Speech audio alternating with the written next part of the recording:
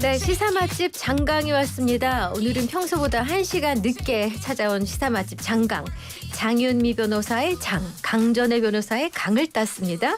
두 분 모셨습니다. 어서 오십시오. 네, 안녕하세요. 네.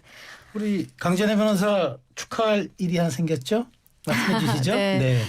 국민의힘 대변인으로 임명을 받았습니다. 네, 아이고 사실 진책입니다. 굉장히 요즘 엄혹한 시기여서 네. 고민이 많았는데 그래도 참 이 시기를 뜨겁게 보낼 수 있게 네. 되어서 영광이기도 하고 참 부담스럽기도 한데요. 어쨌든 중심 잃지 않도록 열심히 네. 하겠습니다. 그럼 변호사 일은 어떻게 하시는 거예요? 하고 있습니다. 네. 방송도 하고 네, 오. 변호사 일도 하고 있고 월급이 없어요 이거. 그렇죠. 지난 8개월간 우리 패널로 출연하셔서 우리가 잘 봤잖아요. 네. 멋진 국민의힘의 스피커가 될 거라고 저희는 확신하고 있습니다. 아 네. 감사합니다. 네. 네, 장윤미 변호사는 뭐 열심히 방송 출연을 많이 하시니까 예, 다른 저는- 일을 할 여력이 없으실 것 예, 저 같아요. 그냥 사무실 운영하고 그냥 불러주시면 와서 이야기하고 그러겠습니다. 예, 좋습니다. 네.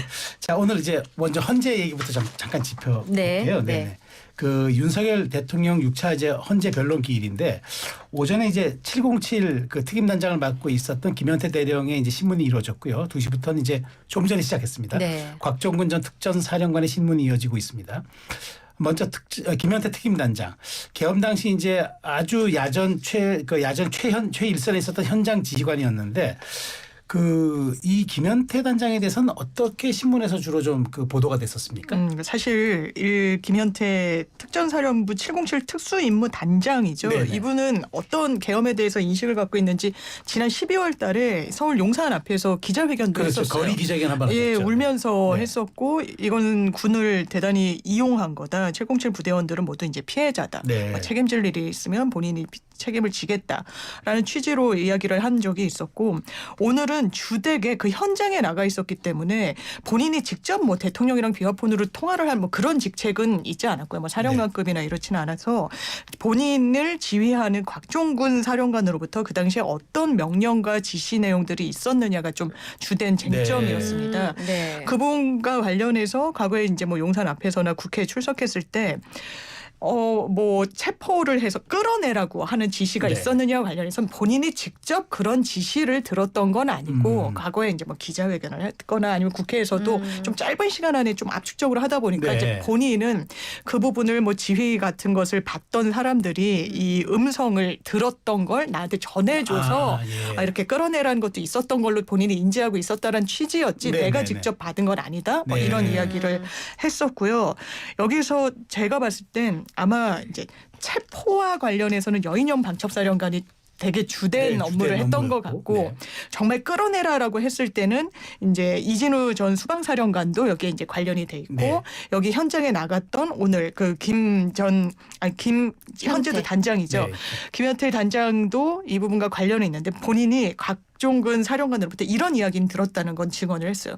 150명이 지금 되면 안 되는데 이게 150명이 안 되게 하라 뭐 이렇다기보다 약간 읍소하고 이걸 걱정하듯이 이야기를 했는데 왜냐하면 150이라는 숫자는 어떤 맥락에서 의미가 있냐면 계엄이 해제되기 위해서는 국회 재적 의원의 과반이 그렇죠. 찬성을 해야 되죠. 해제 이제 찬성 의견을 밝혀야 되는데 그러니까 국회의원 정족수가 300명이고 거기에 150명이란 건 딱 계엄이 해제가 될 수 있을지 없을지.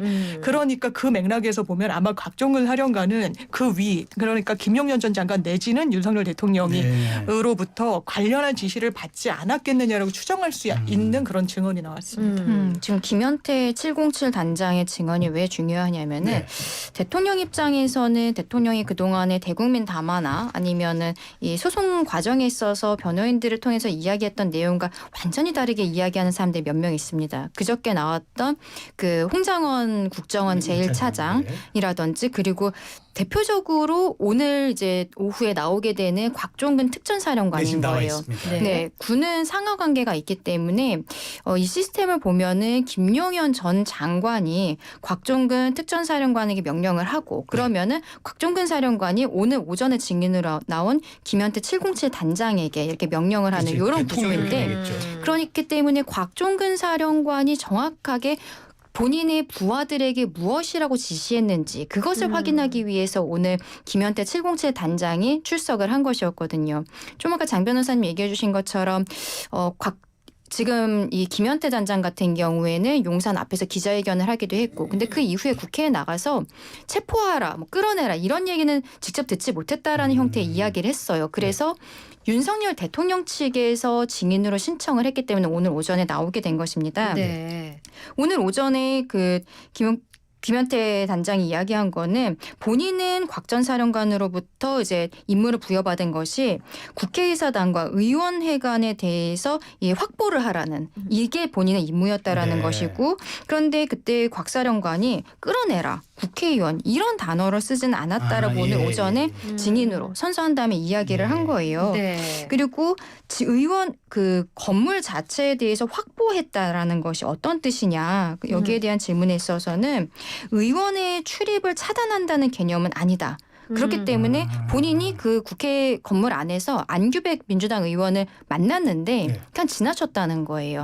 그런 이야기들도 하고 결과적으로 봉쇄라는 단어를 쓰긴 했습니다만 봉쇄가 아니라 이것은 실질적으로는 방어의 개념이다. 그리고 창을 깨고 들어갔잖아요. 네. 창을 깬 것에 대해서는 곽 사령관이 지시한 것은 아니고 김현태 본인이 스스로 판단을 해서 이렇게 진행하게 된 것이다라는 이야기를 한 것이죠. 네. 그리고 또 뭐 민주당의 가짜뉴스로 부대 사이가 떨어졌다라든지 이런 이야기들도 부수적으로 하긴 했습니다만 네.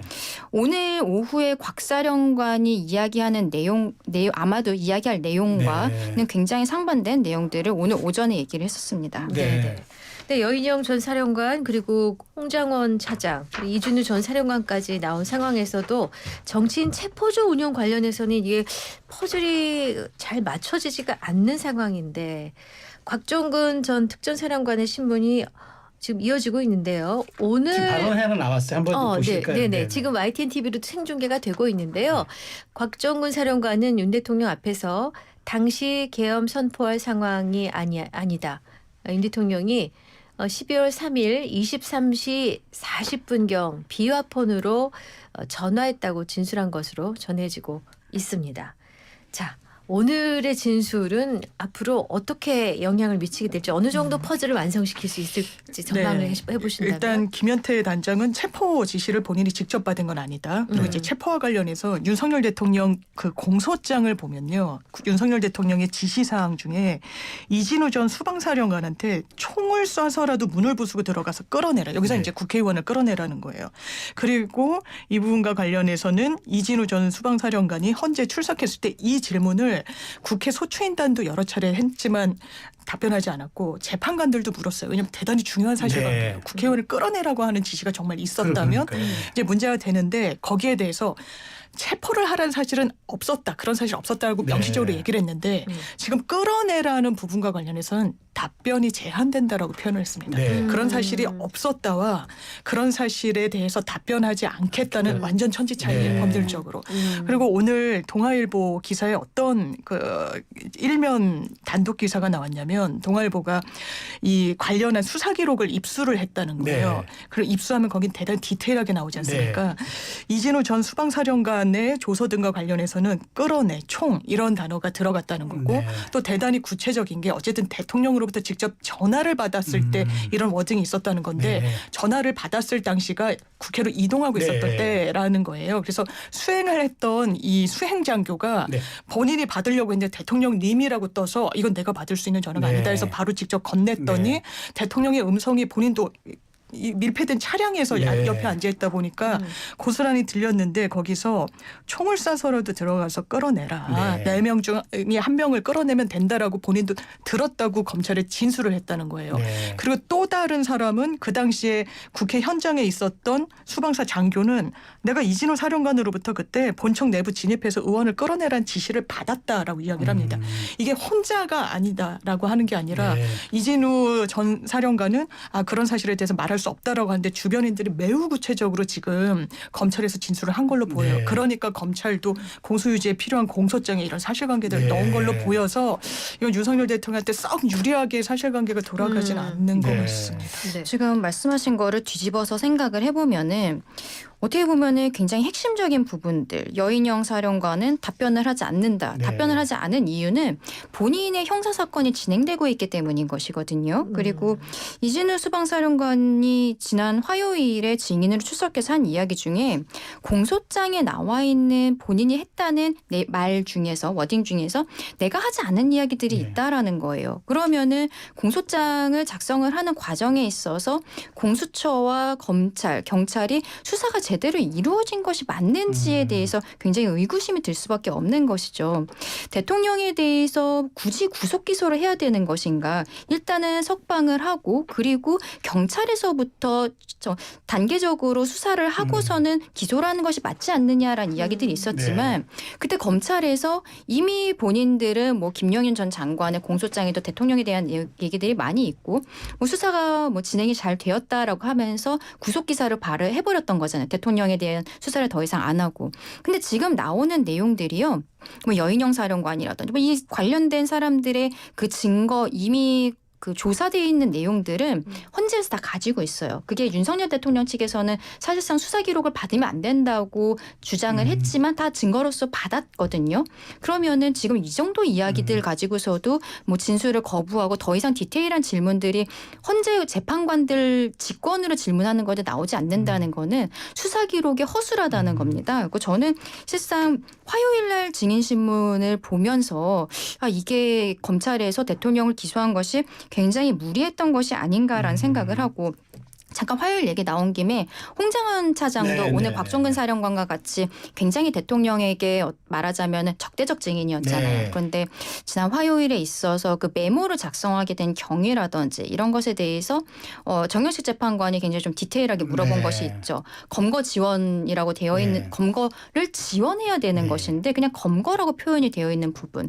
왜냐하면 여인영 사령관 같은 경우는 군이기 때문에 군에서 그냥 바로 검거를 하면 되는 것인데 국정원은 사람을 검거할 수 있는 이런 게 없는 거잖아요. 권한이 없는데 왜 검거라는 표현을 쓰고 있는 것이냐. 지원도 아니고. 그리고 여인영 사령관이 화요일에 한 이야기 중에 조지호 경찰청장에게 위치 확보라든지 이런 것들 때문에 연락한 것에 대해서 인정을 한 부분들이 있습니다.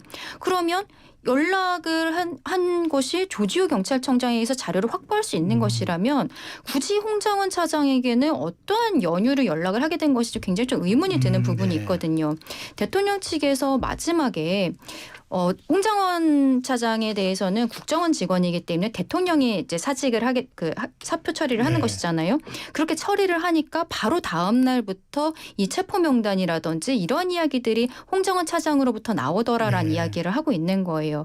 지금까지의 진행 상황을 봤을 때 굉장히 좀 진술이 오염돼 있을 가능성이 농후하다라는 생각도 듭니다. 자, 많은 분들이 이걸 좀 궁금해할 것 같아요. 그러니까 헌재 내에서 이제 증인 선서라고 한 증언과 검찰 조사에서의 진술이 다를 경우에 헌법재판관 입장에서는 곤혹스러울 거 아닙니까? 곤혹스럽죠. 어떤 판단을 내릴 것 같아요? 보통 이제 형사소송법 왜냐하면 이제 헌재 심리도 헌법 그러니까 형사소송법을 준용하도록 돼 있거든요. 그러면 제일 저희가 강력한 효력이 있는 거는 증인의 증언이에요. 형사재판에서도. 왜냐하면 판사 앞에서 위증의 죄를 무릅쓰고서라도 이야기를 한다라고 했기 때문에 그 부분에 대단한 이제 신빙성이 법적으로 부여될 수밖에 없고 이제 기록으로 있는 건 참조가 되는 거죠. 그런데 제가 받은 인상은요. 저는 이 헌재에 출석했던 사령관들이 거짓말한다라는 인상은 받지 못했습니다. 그냥 증언을 최소화했을 뿐이에요.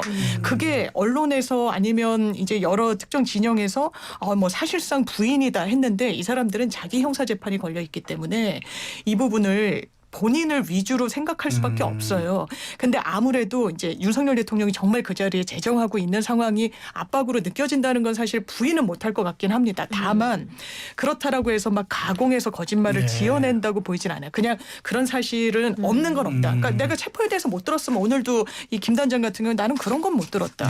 뭐 그리고 이진우 전 수방사령도 난 체포는 못 들었고 다만 끌어내라는 건 뭐 말하기 좀 그렇다. 나 재판받아서 그건 할 수 없다. 이런 취지거든요. 그러면 이 부분과 관련해서 전체적인 맥락을 헤아릴 거고 또 하나는 증인이어도 완전히 거짓말을 하는 경우들이 저희도 있어요. 그러니까 막 위증죄로 처벌받고 이런 경우들이 있잖아요. 그럼 증명력을 따지는 거예요. 누구의 증언이 더 힘이 있는가. 이 법률적으로. 누구 말이 더 맞고 진실에 가깝다고 판단할 것인가. 양립 불가한 사실관계들이 막 노출이 되면 그러면 취사 선택할 수밖에 없잖아요. 재판관으로선. 이를테면 윤석열 대통령이 나는 체포하라고 뭐 이런 방구 한 적 없다라는 네. 일관된 입장. 홍장원 전 차장 나는 들었다. 근데 대통령부터 들은 게 아니라 이 사람 일관되게 처음에 대통령이 전화를 해서 싹 다 잡아들여. 예. 이번 기회에 잘하면 방첩사 지원 잘하면 대공수사권도 부활해주고 이럴 테니까 해라고 하고 그 뒤이어서 여인원정 사령관한테 전화를 받았는데 막 명단을 읽어주더라. 막 읊어주더라. 그게 14명이라고 얘기를 했었지만 봤더니 한 16명 정도가 되더라. 근데 적다가 그쳤다. 근데 대단히 구체성을 띠고 있어서요. 네. 이거를 가공해서 거짓말로 했다라고는 잘 안 보는 패턴의 증언인 건 맞는 것 같습니다. 네. 그러니까 결과적으로는 지금 또 국회에서 대통령에 대한 탄핵소추 내용 중에 내란죄를 빼지 않았습니까? 네, 네, 네. 한덕수 권한대행에 대한 또 부분도 마찬가지로 뺐는데 그래서 저는 원칙으로 돌아가야 된다고 생각을 하고 헌법재판소법에 따르면은 동일한 사실관계로 형사소송이 진행 중인 경우에는 탄핵심판 절차를 정지할 수 있도록 재량 규정이 있거든요. 네. 거기에 대해 헌재가 반드시 구속되어야 되는 것은 아니지만 네. 이 부분을 충분히 좀 검토해줘야 되는 것이 아닌가라고 생각을 해요. 특히나 이제 형사소송 같은 경우에는 3심제로 진행이 되지만 헌재는 단심이란 말이죠. 네. 탄핵 심판 절차에서 뭐 헌법재판소도 나름대로 판단을 할 수 있겠습니다만 네. 이미 판단이 끝났는데 그 이후에 형사소송에 있어서 다른 내용으로 판단이 이루어졌을 때 굉장히 그거는 뭐 되돌릴 수가 없는 그렇죠. 부분이잖아요. 이렇게 지금 중요한 증인들이 나와서 본인의 형사사건이 진행 중이기 때문에 증언할 수 없다라고 이야기를 하고 그리고 지금 탄핵소추 내용에 있어서도 내란죄라는 부분이 빠져있기 때문에 헌재에서도 현실적으로 더 디테일하게 들어가기도 어려운 부분들이 있어요. 그래서 저는 헌재법에 따라서 일단은 좀 대통령에 대한 탄핵 심판을 정지하는 쪽으로 가야 되는 것이 맞지 않을까. 그리고 그저께 있었던 증인신문 그리고 오늘의 증인신문이 대통령에 대한 굉장히 적재적인 증인들이 네. 나오는 것인데 진술들이 엇갈리는 부분이 있어서 아마도 대통령 변호인단 측에서 이후에 여기에 대해서 좀 더 헌재에 어필을 하게 되지 않을까라고도 생각해 봅니다. 네, 일단 여기까지 듣고 잠시 광고 듣고 올 텐데요. 2시부터 시작된 곽종근 전 특수전 사령관 증언 내용은 이어지는 뉴스에서 계속 전해드리도록 하겠습니다. 잠시만요.